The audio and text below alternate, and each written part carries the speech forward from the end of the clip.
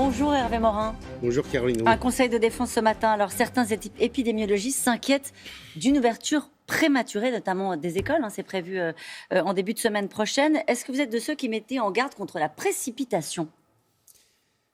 Et moi, j'entends simplement ce qu'on me raconte, c'est-à-dire une baisse du taux d'incidence extrêmement faible, des hôpitaux encore complètement saturés, des effets du confinement qui sont très limités encore. Je prends dans ma région qui a pourtant été en partie confinée 15 jours avant le reste de la France, dans cette espèce de semi-confinement. Les taux d'incidence baissent très faiblement et les hôpitaux sont complètement saturés. Donc pas de précipitation ? Donc je pense qu'il faut qu'on ait une vision, qui est celle d'ailleurs, qui est un peu le pendant de cette question, qui est celle de la territorialisation. Est-ce qu'on peut traiter de la même façon la Bretagne, les Pyrénées-Atlantiques qui ont des taux d'incidence faibles et la Seine-Saint-Denis ou la région parisienne ? Je pense que non. On a 8 jours de plus pour les collèges et les lycées, avec des rentrées qui sont prévues en demi-groupe. Est-ce qu'on ne peut pas se donner un peu plus de temps pour que le taux d'incidence baisse plus fortement, qu'on laisse respirer les équipes hospitalières qui sont totalement à bout et avec des conséquences dont on ne parle jamais et dont je parlais hier soir au centre hospitalier d'Elbeuf où j'étais pour la création d'une maison de femmes. Ouais. Qui est le choix du patient avec des personnes qui n'ont pas été traitées, avec des pertes de chance pour des gens atteints du cancer ou de maladies cardiovasculaires. On en est toujours là, c'est ça que vous voulez dire ? Et on en est toujours là. Donc je pense qu'il faut qu'on se donne un peu de temps. Tous les autres pays européens, d'ailleurs, avaient procédé la plupart du temps à la fermeture de leurs écoles. C'est pas par hasard. Avec une durée souvent longue. Vous dites faire respirer les soignants. Vous parliez de cette maison des femmes. Faire respirer aussi les Français. C'est ça l'une des priorités du chef de l'État qui s'est engagé à donner des perspectives aux Français à la mi-mai. Dans l'arbitrage qui doit être fait ce matin, il y a aussi ça ? Oui, bien sûr. Il y a le fait que pour tous, cette période est un cauchemar. Ça ne fait pas de doute. Et je pense qu'il faut donner de la liberté là où on peut en donner. Et je pense qu'il y a des départements dans lesquels, très clairement... Alors derrière, il faut prendre des décisions qui conviennent et qui vont bien. Il faut de toute évidence avoir un système aux frontières qui soit, je parle national, qui soit beaucoup plus performant. Quand vous allez dans la plupart des pays étrangers, vous avez des systèmes très coercitifs pour les personnes qui arrivent, avec des mises en quarantaine, des contrôles. Vous allez en Angleterre, j'ai un fils qui étudie au Royaume-Uni, il me dit, quand je reviens de France, pendant 10 jours, je suis appelé tous les jours à une heure qui est improbable, où on vérifie que je suis bien... Pour ça, il faut changer la loi en France. C'est ce que le gouvernement est en train de faire. Écoutez, on est sous un régime où on a à peu près adopté toutes les lois qu'on voulait. En clair, il y a des pays dans lesquels vous avez quasiment un bracelet électronique pour vérifier que vous restez bien dans votre chambre. Bon, on n'est pas obligé d'en arriver à ces excès, mais il faut au moins que derrière, il y ait des mesures extrêmement coercitives. Le problème, c'est Schengen.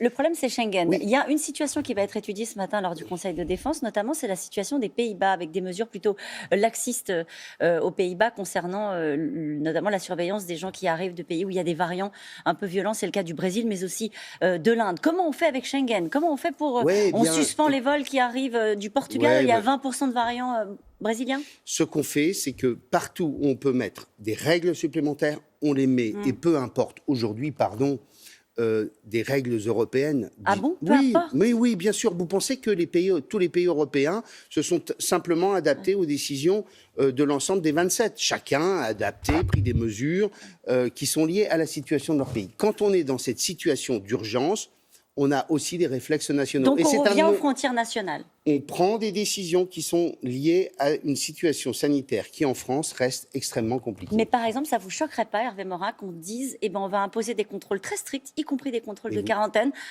pour des vols qui arrivent du Portugal, par exemple, parce qu'il y a 20% de variants brésiliens. C'est la question que je vous pose. Pourquoi pas ? Je veux dire, chaque pays européen a adapté les mesures à sa sauce. Eh bien, adaptons nous aussi les mesures pour faire en sorte qu'on puisse retrouver un jour une existence à peu près normale. Comment est-ce qu'on restaure la confiance dans le vaccin AstraZeneca ? Je pense que la première mesure, c'est de dire... déjà, je pense que l'ensemble des doses sont utilisées aujourd'hui. Et si on a des difficultés pour les écouler, ouvrons plus largement À tous les Français la vaccination aux Français. Et puis voilà, c'est tout. Et justement, il y a 400 000 salariés prioritaires qui vont pouvoir se faire vacciner, des boulangers, des chauffeurs routiers, des caissières, des professions de deuxième ligne, comme on dit. Les retards à l'allumage, c'est derrière nous, sur la vaccination? C'est mon sentiment. Mon sentiment, c'est que les choses sont aujourd'hui en place, que les centres de vaccination marchent plutôt bien et que le système maintenant déroule. Bon, on a un retard à l'allumage, on est moins vaccinés en général que les autres pays, mais j'allais dire, c'est pas ça le sujet. Le sujet, c'est désormais de faire en sorte qu'on puisse retrouver une vie à peu près normale. Ça fait 2 fois que vous le dites. Est-ce Oui. qu'il vous arrive d'en douter? Est-ce qu'il vous arrive, Hervé Morin, d'imaginer un été Covid, un automne Covid, une rentrée Covid, un Noël Covid? Bah, écoutez, je suis comme vous.